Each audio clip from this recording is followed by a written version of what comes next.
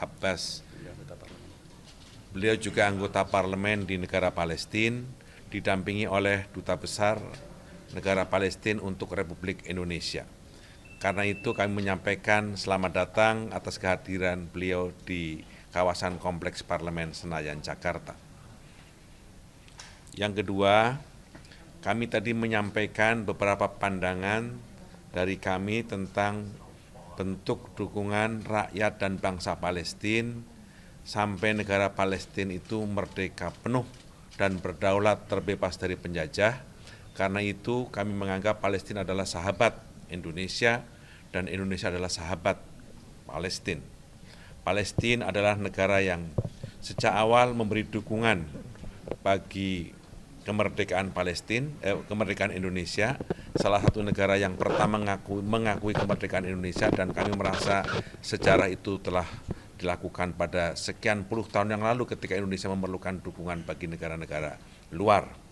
Kami juga menyampaikan bahwa dukungan terhadap keputusan KTT Liga Arab di Kairo yang kami anggap sebagai roadmap awal bagi terwujudnya bangsa Palestina yang merdeka, termasuk penolakan terhadap pandangan dan ide dari Presiden Trump yang akan menempatkan rakyat Palestina di negara-negara di sekitar termasuk Indonesia.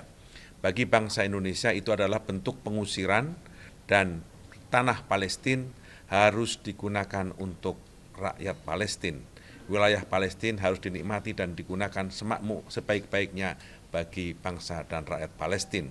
Itu sebabnya ide untuk memindahkan rakyat Palestina dari luar tanah Palestina bagi kami adalah bentuk pengusiran baru dan kami menolak.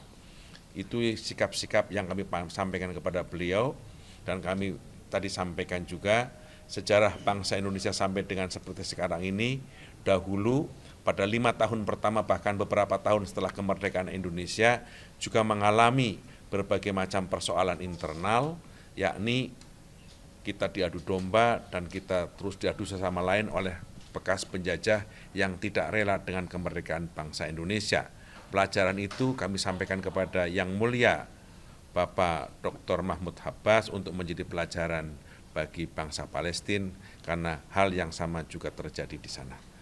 Saya kira ini yang kami sampaikan dalam diskusi kami dengan beliau. Tafadhal. Syukran. أجرينا محادثات وأحاديث صريحة ومعمقة حول العلاقات الثنائية بين البلدين والشعبين. أكمل.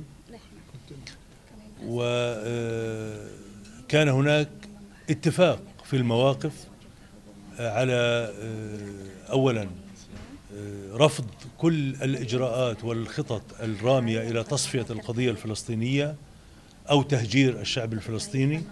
موقف إندونيسيا واضح في هذا الأمر، وهو جزء من موقف منظمة التعاون الإسلامي في رفض كل المخططات الرامية إلى تصفية القضية الفلسطينية أو الاعتداء على الشعب الفلسطيني. أيضا موقف إندونيسيا داعم بشكل كامل للحق الفلسطيني ولدولة فلسطين ولحق الشعب الفلسطيني في الحرية والاستقلال. نحن أيضا أكدنا بأن الشعب الفلسطيني سوف يستمر في صموده وفي بقائه على أرضه وفي نضاله المشروع من أجل إنهاء الاحتلال الإسرائيلي ومن أجل تحقيق الاستقلال لدولة فلسطين في وفق قرارات الشرعية الدولية. الشعب الفلسطيني ليس وحده في هذا النضال، لأن معه جميع الدول والشعوب العربية والإسلامية ومنها الشعب الإندونيسي الشقيق، ومعنا أيضا كل أحرار العالم الذين يرفضون منطق الهيمنة والعدوان الذي يحاول السيطرة على مقدرات الشعوب ومصادرة إرادة الشعوب في الحرية والاستقلال. نحن نعتز بالعلاقات الأخوية القوية والمتينة بين الشعبين الفلسطيني والإندونيسي وبين جمهورية إندونيسيا ودولة فلسطين، وهذه العلاقات سوف تستمر في المستقبل بشكل أفضل بإذن الله. نحن أيضا وجهنا دعوة لمعالي الرئيس من أجل زيارة فلسطين وأن يكون ضيفا على البرلمان الفلسطيني، على المجلس الوطني الفلسطيني الذي هو برلمان الدولة الفلسطينية، ونتمنى أن تكون هذه الزيارة قريبة بإذن الله. شكرا لكم.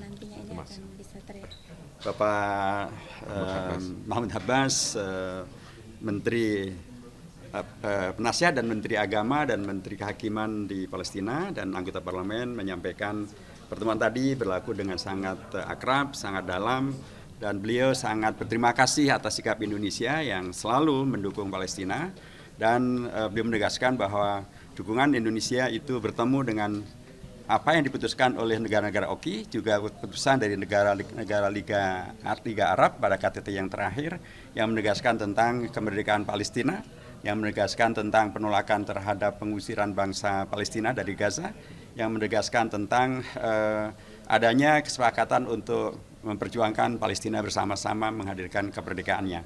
Dan beliau tadi menyampaikan beliau sangat terkesan dengan kunjungan di Indonesia ini, bertemu dengan Bapak Ketua MPR, dan beliau mengundang Ketua MPR dan Parlemen Indonesia untuk datang ke parlemen di Palestina dalam waktu yang sesegera mungkin untuk menegaskan penguatan hubungan antara parlemen Palestina dengan parlemen Indonesia.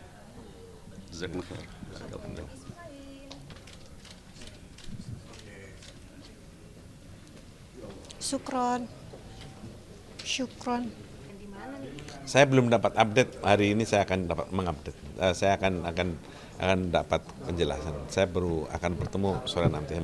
Kalau sore atau besok atau nanti malam lah. Kemungkinan di Jakarta. Oh, di Jakarta. Beliau di Jakarta. Di Istiqlal. Sholat Idnya saya kira di Masjid Negara, saya kira. Tapi saya belum tahu. Saya belum bisa pastikan. Pak, soal revisi UU TNI kan ada anggapan bakal membangkitkan lebih fungsi ABRI. Kalau dari MPR melihatnya revisi tersebut seperti apa sih? Dari sisi itu saya kira